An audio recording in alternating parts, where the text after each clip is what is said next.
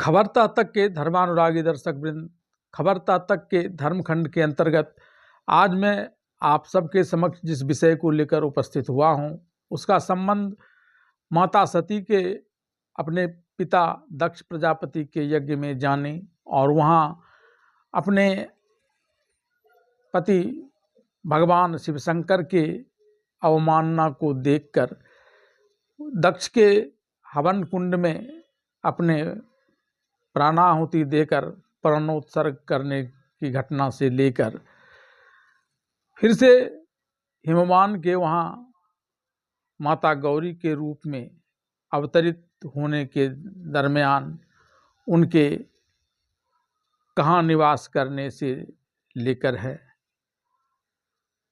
माता सती के दक्ष प्रजापति के यज्ञ में प्राणोत्सर्ग करने के पश्चात भगवान शिव शंकर तो चिर समाधि में लीन हो गए थे, लेकिन देवताओं ने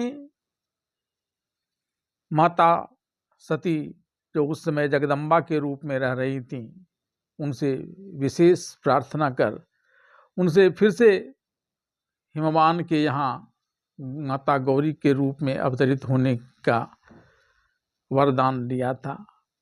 देवताओं को ऐसा करने की क्या जरूरत थी? आज के इस प्रसंग में विस्तृत चर्चा इस विषय पर। शिव पुराण के अनुसार दक्ष प्रजापति की 60 कन्याएं थी, जिसमें श्रद्धा नाम की कन्या का विवाह उसने पितरों के साथ किया था। पितरों की 3 मानस पुत्रियां थी, जिसमें सबसे बड़ी का नाम मैना था। एक बार ये तीनों बहनें भगवान विष्णु से मिलने उनके निवास स्थान श्वेतद्वीप गई थी। इस समय ब्रह्मदेव के मानस पुत्र सनत कुमार वहां आए और श्री हरि की स्तुति वंदना करके उन्हीं की आज्ञा से वहां ठहर गए।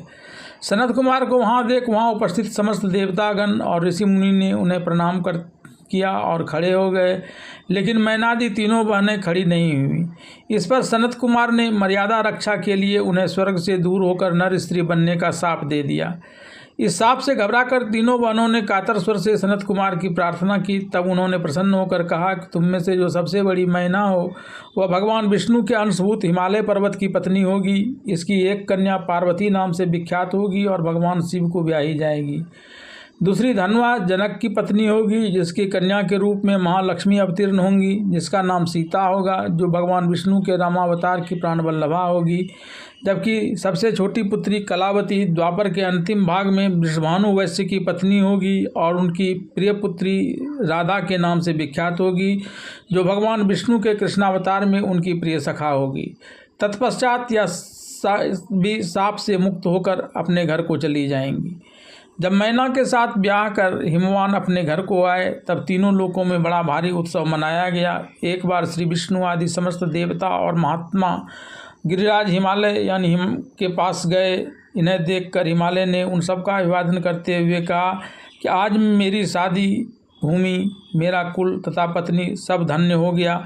अब आप मुझे अपना सेवक समझकर प्रसन्नतापूर्वक उचित कार्य के लिए आज्ञा दें।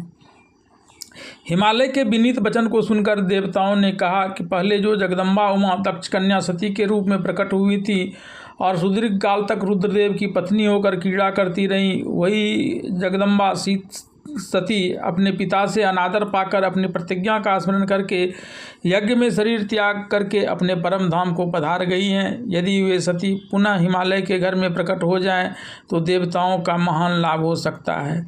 देवताओं की यह बात सुन गिरिराज हिमालय मन ही मन प्रसन्न होकर आदर से झुक गए और बोले, प्रभु ऐसा हो तो मेरे लिए बड़े सौभाग्य की बात है। तदंतर देवता हिमालय को बड़े आदर से उमा को प्रसन्न करने की विधि बताकर भगवान रुद्र की पत्नी उमा के शरण में गए। एक सुंदर स्थान में स्थित हो उन लोगों ने आदि देवी को नमस्कार किया।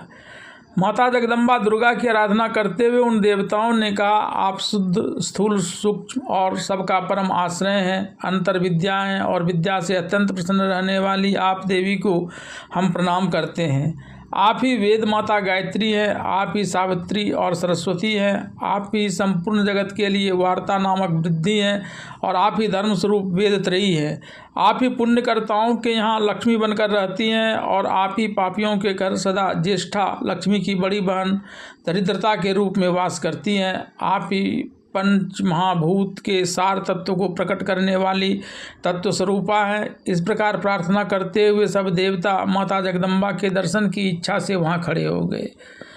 देवताओं की प्रार्थना सुन दुर्गम की पीड़ा का हरण करने वाली माता जगदम्बा दुर्गा देवताओं के समक्ष प्रकट हुई। तब देवताओं ने एक बार फिर से उनकी स्तुति करते हुए कहा कि आपने सती के रूप में जन्म लेकर भगवान रुद्र की प्राण वल्लभा होकर जगत का कल्याण किया था, लेकिन आपके चले जाने से देवताओं के मनोरथ पूर्ण नहीं हुए। ऐसे में आप भूतल पर पुनः अवतीर्ण हो, पुनः रुद्रदेव की पत्नी हो और यथायोग्य ऐसा लीला करें जिससे देवताओं को सुख प्राप्त हो।